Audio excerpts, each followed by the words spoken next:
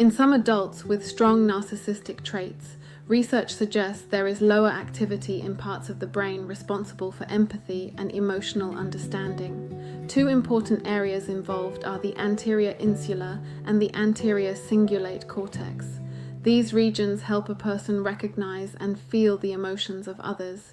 They allow us to sense when someone is hurt, struggling, or in distress and respond with empathy. When these areas are less active, the brain does not process emotional signals from other people in the same way.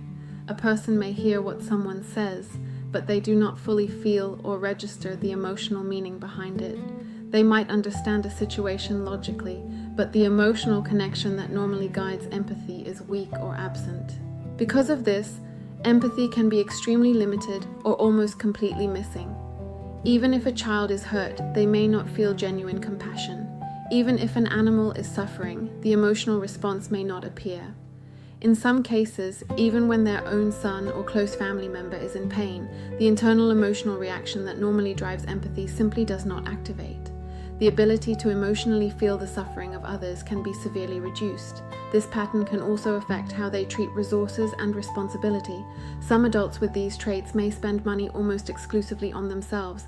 They may feel entitled to reward and indulge themselves while giving very little to others.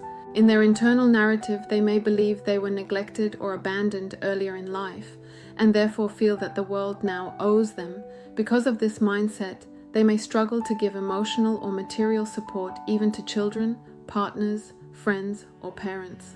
These patterns can also pass from one generation to the next. When empathy, emotional awareness, and accountability are not modeled in families, the same relational patterns can be repeated by the next generation. Real change would require very deep self-awareness and long-term psychological work. However, this difficulty is also biological. It is related to how the brain itself is wired. Because of that, standard psychological support or ordinary relationship love is often not enough to correct the dysfunction or significantly change the underlying pattern. In many ways, this can be understood as a biological condition of the brain. Just as diabetes is a medical illness caused by a biological dysfunction in the body and requires insulin to regulate it, this type of emotional and empathy dysfunction is also rooted in biology. It is not simply a matter of personality or choice, it reflects how the brain itself is functioning, and unlike many other biological conditions, there is currently no pill or medication that can treat narcissism or restore empathy where it is neurologically limited.